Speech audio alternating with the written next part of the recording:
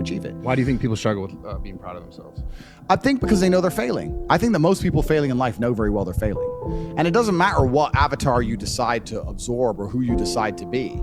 You can decide to be it, and you know true in your heart if you're giving 100% of your energy towards becoming it or not. Doesn't matter if you want to become a famous musician, doesn't matter if you want to become a bodybuilder, doesn't matter if you want to become a pro fighter, doesn't matter what you want to be. You know in your heart if you're actually trying or not. You have to decide what you want to be and try and become it. And a lot of the people who are genuinely unhappy or miserable in their hearts know they're not trying that hard. I don't care how I feel. Yeah. I don't care if I feel happy or sad. It doesn't really affect what I do each day. I do the exact same things. I act the exact same way. I don't care. Yeah. I don't put weight to the significance of the emotion. So I always consider myself a happy person, but if I woke up and I was slightly less happy one day than another, it wouldn't affect anything I do, and I wouldn't put any relevance to it. I'm human. And so yeah, am I any happier now that I have hundreds of millions of dollars than before I was broke? Yeah. Not really, but I was never unhappy. I'm the same state that I was then, that I am now. I have work to do, and I will do it. I understand very, very well heartbreak. Every man does. Every man deals with heartbreak and deals with sadness, but how you use that energy is a differentiator between humans, right? You are feeling the same pain that many men have felt. I, as a man, every man out there has had his heart broken and understands how difficult it is as a man. But the difference between me and you, and perhaps some of the other men out there, is that certain men take that anguish and take that sadness and understand that energy could not be destroyed, it can only be converted, and use it to build themselves into a man of absolute standing and power, as opposed to sitting around jerking off. I became me through tedious, arduous, difficult, never-ending work. You are wasting your time. If I was heartbroken, I'd be in the gym every morning. I'd be a beast. I'd be running. I'd be working. I couldn't sleep. I'd be an absolute animal. And you're heartbroken, and what are you doing? Jerking off like a fucking dumbass. God is reminding you that you aren't worth shit.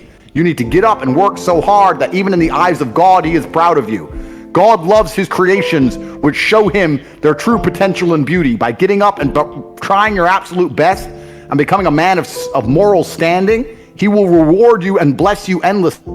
If you continue to be a dickhead, God will remind you you're a dickhead. So God just broke your heart on purpose to show you that the way you're living your life and the man you are simply are not good enough.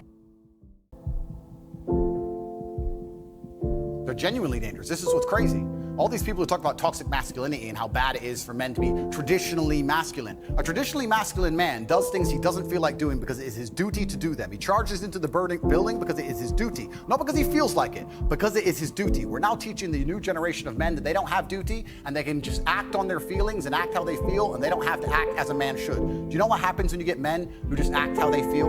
You get school shooters, you get violence, you get rapists. Men who do not control their emotions are dangerous. If you find a man who is stoic, he's not going to hurt people. He's going to sit and think about his actions very carefully, and he's going to be a good man who protects and provides for his family. You find a man who just acts out on impulse and does whatever he feels like, you're going to find a dangerous man. Sitting here telling men to cry more and act with their feelings, and it's okay to feel this way, that way, etc., and have no self-control. That is why we have the problems we have in the world. What is the purpose of life? Why have we been given life? I think we're here to struggle and to learn. I don't think we're here to be happy. That's why when we keep going back to the happy argument, I've always found that kind of frustrating and annoying. Yeah. When someone goes, oh, but I want to be happy. Why? Why? Why do you want to sit there and laugh? Like you were happy your entire childhood. That's your happy days. You're allowed to be happy as a kid. Right. It's all over now, right? You're a man. You have responsibilities. I think we're here to do important. Provide, protect, and we're also here to do important things. And important things are going to be difficult, and they're going to be hard, and you're going to get frustrated. But that's what gives you purpose. Yeah. I don't see anyone who's chasing happiness. I think that's a very feminine frame. I understand why some women just want to be happy. I don't know how it feels to be a girl, because I'm not one, but in my experience, I know women who just want to be happy. Yeah. Girls just want to have fun. Fine. But you're a man, right? And if you're a man, then it's absolutely an utterly different experience of life. I think we're here to struggle. I think we're here to endure pain. Yeah. I think we're here to just see how hard we are to kill. I think that going through terrible things and living through them and coming out the other side is one of the most fantastic things about being human. I think that It's almost like once you understand what life is really about, there's no emotion which isn't enjoyable. The only emotional state which can be seen as detrimental is feeling nothing at all. But if you're sitting at home and you're feeling truly heartbroken, at least you're feeling something, right? At least, And I think that's the whole part of being human. I think we're here to struggle. I think we're here to go through pain. That's so I wake up each day and go, what can I attack? What problem can I solve? And look at history. Why did Genghis Khan wake up and want to conquer the whole world? Why did Napoleon conquer the world? Why did Alexander the Great conquer the world? You just wake up and just say, give me this, give me that. I want all of it. I need to, there's an army there. They're really big. We're better. It's intrinsic. Yeah. You need to go and conquer. That's the purpose of life. Do you believe that God created us? So why did God create us to struggle? Like, what is it? Because if you don't struggle, you don't learn. Yeah. God created us to learn and understand ourselves and understand other people and understand the world. And what did I say earlier? I said that you don't learn a lesson or you don't appreciate something without pain. Without pain. So you have to struggle to learn anything. There's only two ways to learn things: the hard way or the harder way. If you're smart, you can learn the hard way. But in my experience, 99% of the planet only learn the hardest possible way. If the lesson's even 85% effective, they'll make the same mistake. It's only when they completely decimate and destroy an element of their life do they sit there and go, oh, oops, now I get it. No. That's how it goes.